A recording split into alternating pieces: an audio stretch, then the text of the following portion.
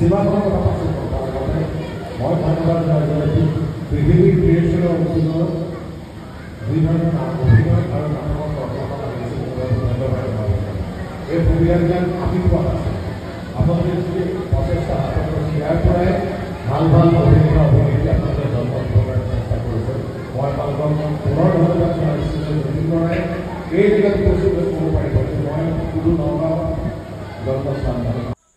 আপোনালোকে নিশ্চয় দেখিলে অসমীয়া ছবি জগতৰ জনপ্ৰিয় অভিনেতা যতীন বৰা ডাঙৰীয়া তেখেতে যিটো অনুষ্ঠানত উপস্থিত আছে আৰু সেই একেটা অনুষ্ঠানতে ময়ো উপস্থিত আছোঁ আপোনালোকে নিশ্চয় ধৰিব পাৰিছে। চ' এই অনুষ্ঠানটো কিয় পাতিছে আৰু এওঁ কিয় আহিছে ইয়ালৈ সকলোখিনি আপোনালোকক মই কৈ গৈ থাকিম। আপোনালোকে স্ক্ৰিপ্ট নকৰাকৈ ভিডিঅ'টো সম্পূৰ্ণৰূপে চাই গৈ থাকক, তেতিয়া আপোনালোকে গম পাব। প্ৰথমতে আপোনালোকক মই দেখুৱাই লৈছোঁ, চাওক এই অনুষ্ঠানটোনো কিয় পাতিছে সেই কথাটো জানিবলৈ।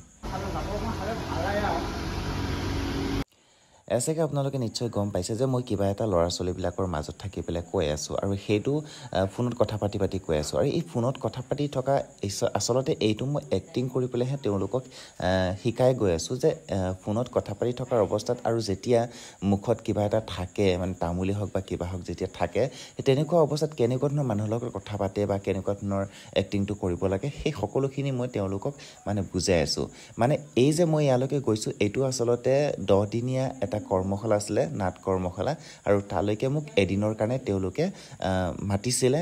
সেইটো কাৰণে মই তালৈকে গৈছিলোঁ আৰু মই যি জানো অকণমান তেওঁলোকক শিকাবৰ কাৰণে চেষ্টা কৰিছিলোঁ আৰু সেই অনুষ্ঠানটোৰে শেষৰটো দিনাখনৰ পৰিস্থিতিটো মই আপোনালোকক দেখুৱাই গৈ থাকিম, তো আপোনালোকে চাওক। শেষৰটো দিনাখন মোক ধুনীয়াকৈ এই অনুষ্ঠানলৈ মাতি পেলাই তেওঁলোকে গামোচা এখন দি পেলাই সন্মান কৰিলে আৰু মোৰ দ্বাৰাই তেওঁলোকে 2-এজন ল'ৰা ছোৱালীকো মানপত্ৰ প্ৰদান কৰিবৰ কাৰণে অনুমতি দিলে আৰু সেয়া মই কৰি ভাল পালোঁ।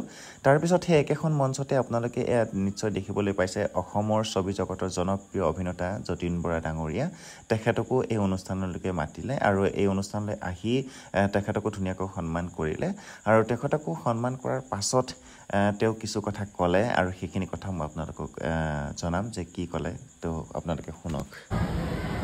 মই শেষৰ বছৰ থিয়েটাৰ আছিলোঁ, ইতিহাস থিয়েটাৰ।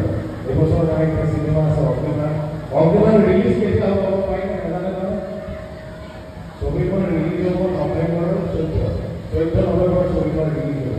সুন্দৰ কাহিনীটো মই আছোঁ, মোৰ লগত পৃথিৱীকল্পনা আছে আৰু বহুত প্ৰতিষ্ঠিত অভিনেতা অভিনেত্ৰীয়ে কাম কৰিছে। যি সমস্যাবিলাকক লৈ এই ছবিখন কৰিছে কিন্তু ছবিখনৰ ৰঘুপতি চাইছেনে? এবাৰ অগ্নিমানৰ কাৰণে হাত চাপৰি বজাই দিয়ে অগ্নিমান চাব লাগিব। নৱেম্বৰৰ 14 নৱেম্বৰ আহি আছে, চাব নাই কামটো ধৰি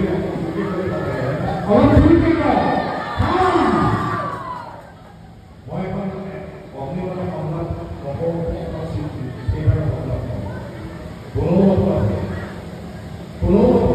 আজি যদি পঢ়াও আজি অসমীয়া যাতে আজি যদি পঢ়াও আজি অসমীয়া যাতে কলমৰ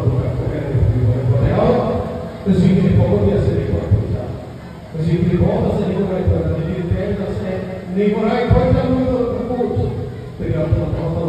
হ'ব পাৰিব কেৱল বীৰৰ দেশতকৈ জীৱনটো ডাঙৰ নহয়। এইখন আছিল